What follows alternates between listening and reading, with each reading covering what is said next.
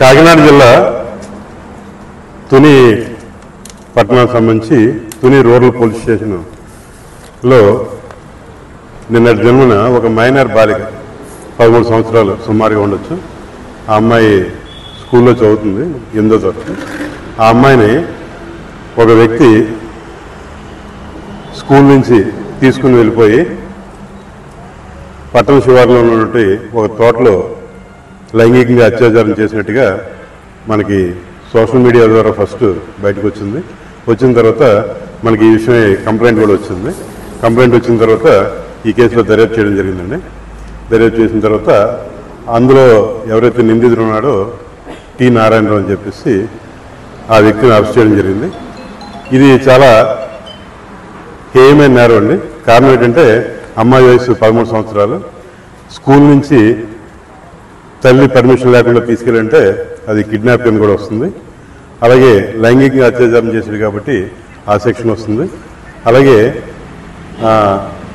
ఇదే మొదటిసారి కాకుండా గతంలో కూడా 3 సార్లు దాకా ఈ రకంగా స్కూల్ నుంచి తీసుకెళ్ళినట్టుగా మనకి సాక్ష్యాధారాలు లభించాయి. కాబట్టి అనేక మార్లు చేసినట్టుగా పోక్సోలోని సెక్షన్ 5, సెక్షన్ 6 కూడా అప్లై అవుతుంది.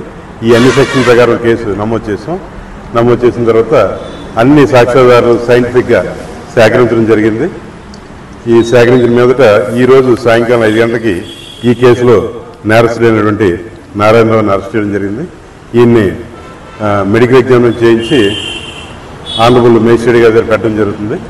స్పీడీ ట్రయల్ కేసులో కూడా ఈ కేసు పెట్టడం జరుగుతుంది. మ్యాక్సిమం ఏంటంటే వీలైనంత తొందరగా వితిన్ డేస్లోనే ఈ కేసును ఇన్వెస్టిగేషన్ చేసి ఛార్జ్షీట్ పెట్టడం జరుగుతుంది. పెట్టిన తర్వాత కూడా ఉన్నతాధికారుల యొక్క గైడెన్స్ తీసుకుని ఈ కేసుని స్పీడీ ట్రయల్ కేసు కింద కూడా పెట్టడం జరుగుతుంది. ఈ కేసు మా దృష్టికి ఉదయం వచ్చిన వెంటనే జిల్లా ఎస్పీ గారు శ్రీ జి బిందు మాధవ్ గారు ఈ కేసుకు సంబంధించి మాకు ప్రత్యేకంగా కొన్ని ఇన్స్ట్రక్షన్ ఇవ్వడం జరిగింది. ఈ కేసును పకడ్బందీగా ఎలా దర్యాప్తు చేయాలి ఏంటని చెప్పేసి మేము కూడా టీంల కింద ఏర్పాటు చేసుకుని తుని రూరల్ సిఐ గారు చెన్నకేశ్వర్ గారు, అలాగే రూరల్ టౌన్కి సంబంధించి సిఐ గారు గీతా రామకృష్ణ గారు, తుని రూరల్ ఎస్ఐ గారు అయినటువంటి కృష్ణమాచారి గారు, తొండంగి ఎస్ఐ గారు, అలాగే మనకి మ్యాండేటరీగా కొన్ని ప్రావిజన్స్ ఉన్నాయి. ఎందుకంటే విక్టిమ్ని మహిళా ఎస్ఐ గారు ఎగ్జామ్ చేయాలి కాబట్టి ప్రతిపాడు ఎస్ఐ గారు లక్ష్మీకాంత్ గారితో ఆ విట్నెస్ అనేది ఎగ్జామ్ చేయడం జరిగింది. ఈ కేసులో అన్ని విషయాలు కూడా పరిగణలోకి తీసుకోవడం జరిగింది. ముఖ్యంగా ఏంటంటే ఈ కేసుని ఒక అమానవీయ కేసు కింద డీల్ చేయాలి. అంతేగాని క్యాస్ట్ పరంగా లేకపోతేనేమో గతంలో ఈ పార్టీలో తిరిగాడు ఆ పార్టీలో ఇవన్నీ కరెక్ట్ కాదండి. ఆ రకంగా ఎవరైనా వార్తలు ఇస్తే అది పార్టీల పరంగా రెచ్చగొట్టడం కింద కూడా వస్తుంది. దయచేసి ప్రజలకు ఒక మంచి మెసేజ్ వెళ్ళాలి. ఇలాంటి నేరం జరగకూడదు, ఇలాంటి వ్యక్తి మీద కఠినంగా చర్య తీసుకున్న మెసేజ్ వెళ్ళాలి తప్పించి దీన్ని డైవర్ట్ చేయకూడదని చెప్పేసి కూడా ఈ సందర్భంగా కోరుతున్నామండి. అలాగే ఈ అమ్మాయి బాలిక ఎవరైతే ఉన్నారో అత్యాచారానికి గురి కాబట్టి విక్టిమ్ గర్ల్ ఎవరైతే ఉన్నారో ఆమె తాలూకు ప్రైవసీని కూడా మనం రక్షించవలసిన అవసరం ఉంది. తెలుసో తెలియక నిన్న రాత్రి కొన్ని సోషల్ మీడియా గ్రూపుల్లో ఆ అమ్మాయి ఫోటో వీడియో సర్క్యులేట్ చేయడం జరిగింది. దయచేసి అలాంటివి డిలీట్ చేయండి. లేదు ఎవరైనా సర్క్యులేట్ చేస్తున్న మా దృష్టికి తీసుకురండి. ఈ రకమైన చర్యలు తీసుకోవాల్సిందిగా మీ అందరికీ కూడా పత్రికాముఖంగా కోరుచున్నాం. పత్రికా సోదరులు అయితే మాత్రం ఈ కేసులో మాకు పూర్తిగా సహకరించారు. మీ యొక్క సహకారానికి మేము మా జిల్లా ఎస్పీ గారు శ్రీ జి బిందుమాధ ఐపీఎస్ వారు అలాగే మా తరఫున మీకు ధన్యవాదాలు తెలియజేస్తాం.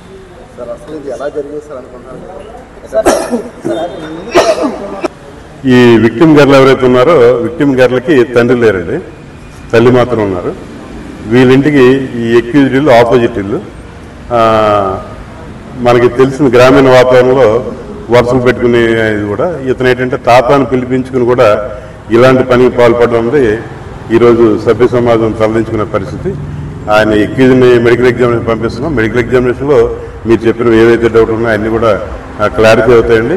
మనకి కేసు ఈ రోజే దర్యాప్తు కాబట్టి మొదటి రోజులోనే అన్ని విషయాలు రావు. ఇందులో ఏంటంటే మన ఫోరెన్సిక్ సైన్స్ ల్యాబొరేటరీకి కొన్ని విషయాల్లో వారి యొక్క సహాయం తీసుకోవడం జరుగుతుంది. ఆర్ఎఫ్ఎస్ఎల్ యొక్క సహాయం తీసుకోవడం జరుగుతుంది. తీసుకున్న తర్వాత ఏ విషయాలు అయితే వెలుగులోకి వస్తాయి సైంటిఫిక్గా అన్ని విషయాలు కూడా కోర్టు ముందు ఉంచి నేరస్తుడికి యావజ్జీవ శిక్ష పడేటట్టుగా పోలీస్ శాఖ తరఫున మేము చర్యలు తీసుకుంటాం. తాతని చెప్పారు. చెప్పిన తర్వాత ఇంజక్షన్ అవసరం ఉంది, ఈ అమ్మాయికి సమ్ హెల్త్ ప్రాబ్లం ఉందంటే మెడికల్ ఎయిడ్ కదా అని చెప్పేసి వాళ్ళు నమ్మడం జరిగింది. క్లాస్ టీచర్, ప్రిన్సిపల్ గారు కూడా రెగ్యులర్ ప్రిన్సిపల్ గారు లేరు, ఇన్ఛార్జ్ ప్రిన్సిపల్ గారు ఉన్నారు. క్లాస్ టీచర్ వచ్చారు కదా అని చెప్పి ఇన్ఛార్జ్ ప్రిన్సిపల్ గారు ఆ విషయాన్ని ఒక గుడ్ ఫెయిత్ అంటారు కదా, ఒక మంచి నమ్మకంతో అయితే పంపించారు. మీరందరూ చాలామంది అడుగుతున్నారు ఏంటంటే తల్లికి ఫోన్ చేయాలి కదా అని చెప్పేసి. నిజమే మీరు చెప్పింది. ఆ విషయం కూడా అధికారుల దృష్టికి తీసుకెళ్ళడం జరిగింది. అయితే పొరపాటు స్కూల్ తరఫున జరిగిందో ఆ విషయం ఎడ్యుకేషన్ డిపార్ట్మెంట్ ఎంఈఓ గారు వచ్చారండి, అలాగే డిప్యూటీ డిఈఓ గారు వీళ్ళందరూ వచ్చారు. ఆ విషయం ఎడ్యుకేషన్ డిపార్ట్మెంట్ సంబంధించిన విషయం కాబట్టి వాళ్ళు ఏం చర్య తీసుకోవాలి, ఎలా చర్య తీసుకోవాలి వాళ్ళు తీసుకుంటారు. 3 ప్రీవియస్ సెక్షన్స్ మనం అప్లై చేసాం ఈ కేసు. ఒకటి ఏంటంటే తల్లిదండ్రుల పర్మిషన్ లేకుండా పాప మైనర్ గార్లను తీసుకెళ్ళాడు కాబట్టి కిడ్నాప్ సెక్షన్ వేసింది. కిడ్నాప్ సెక్షన్కి 7 years 7 సంవత్సరాలు శిక్ష ఉంది. అదేవిధంగా బయటికి తీసుకెళ్ళి ఆ అమ్మాయి మీద శారీరక లైంగికంగా చేశాడు కాబట్టి మైనర్ గార్ల విషయంలో 20 సంవత్సరాల శిక్ష ఉంది ఒకసారి. అదేవిధంగా రిపీటెడ్గా చేసాడు అనేది గతంలో 2 సార్లు చేసాడని వస్తుంది కాబట్టి దానికి 7 years శిక్ష ఉంది, 7 సంవత్సరాల శిక్ష ఉంది. మొత్తం మీద ఇతనికి 30 years కన్విక్షన్ వస్తుంది. ఈ సెక్షన్స్ అన్ని అప్లై అవుతున్నాయి కాబట్టి. అదేవిధంగా మా యొక్క జిల్లా యూనిట్ ఆఫీసర్ గారు శ్రీ బుందుమాధవ్ గారి ఆదేశాల ప్రకారంగా ఈ పొద్దుట మన 11 గంటలకి మనకి ఎఫ్ఐఆర్ రిజిస్టర్ చేస్తే 4:30కి ముద్దాయిని పట్టుకుని మనం అరెస్ట్ చేసేది. అదేవిధంగా ఈ కేసును 15 రోజుల్లోపుగా ఇంకా రిమైనింగ్ ఎవిడెన్స్ మెడికల్ సర్టిఫికేట్ తీసుకుని 15 రోజుల్లో షార్ట్ షీట్ వేస్తాం. 6 నెలల లోపల శిక్ష పడేట్టుగా స్పీడీ ట్రయల్ చేయించి వారికి 6 నెలల్లో శిక్ష పడేట్టుగా చూస్తాం. ఇది యొక్క మా ఉన్నతాధికారుల యొక్క ఆదేశం.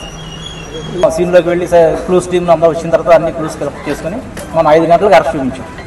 అదేవిధంగా ఇప్పుడు ఆ పాప యొక్క మెడికల్ రిపోర్టు తర్వాత ఇతనికి సంబంధించినటువంటి రిపోర్టులు కొన్ని రావాలి, పొటాన్సీ అవన్నీ అవి వచ్చిన తర్వాత 15 రోజుల్లో షార్ట్ షీట్ వేసి ఈ కేసుని స్పీడీ కోర్టులో ఏదైతే ఉందో ఆ కోర్టుకి ఆ షార్ట్ షీట్ వేసి 6 నెలల లోపలనే దీని మీద శిక్ష వాడికి ఎవిడెన్స్లన్నీ ప్రొడ్యూస్ చేసి పడేట్టుగా యాక్షన్ తీసుకుంటాం. రిలేషన్ అంటే ఒకటే వీరండి, క్యాస్ట్ పరంగా ఒకటే అండి. వరుసగా ఏంటంటే తాతయ్య అని పిలుచుకోవడం వల్ల ఈ అమ్మాయి నమ్మింది అనమాట. వయసు చిన్నదవడం వల్ల ఒక గుడ్ ఫెయిత్తో నమ్మింది. ఆ నమ్మకాన్ని ఒమ్ము చేసి సభ్య సమాజం తరలించుకునే పని చేశాడు. ఈ మెసేజ్ మీరు కూడా బలంగా ప్రజల్లో పంపిస్తే మరొక నేరం ఇలాంటివి జరగకుండా ప్రజల్లోకి వెళ్తుందని చెప్పి మా యొక్క ఆశాభావం. ఆ స్కూల్లో మనం ఇటువంటి ఇన్సిడెంట్లు జరుగుతాయని చెప్పి సుమారుగా 10 సార్లు పైగా మనం అవేర్నెస్ మీటింగ్లు పెట్టాం. ఆ పర్టికులర్గా ఆ స్కూల్లో ప్రతి సెషన్ క్వార్టర్లకి మనం పెడుతూనే ఉన్నాం. అయితే ఇప్పుడు ఈ స్కూల్ యాజమాన్యం నమ్మడానికి కారణం ఏంటంటే ఇతను తాత అని ఆ పాపే మా తాతయ్య విషయాలు నేను బయటకు వెళ్ళాలి ఎందుకంటే మెడికల్ నాకు టైఫాయిడ్ ఫీవర్ వచ్చింది, హాస్పిటల్ తీసుకుని ఇంజక్షన్ చేయించుకోవాలని లెటర్ స్వయంగా ఆమె రాసింది. ఆ పాప రాసి ఇచ్చిందన్నారు. ప్రిన్సిపల్ గారు పెద్ద వయసు కదనని చెప్పి నమ్మారు. ఇందాక సార్ చెప్పినట్లుగా పేరెంట్స్ కన్సర్న్ కూడా తీసుకోవాలి. ఫాదర్ లేడు, మదర్ ఇన్నోసెంట్. ఆ యాంగిల్లో కూడా ఎడ్యుకేషన్ డిపార్ట్మెంట్ యాక్షన్ తీసుకుంది.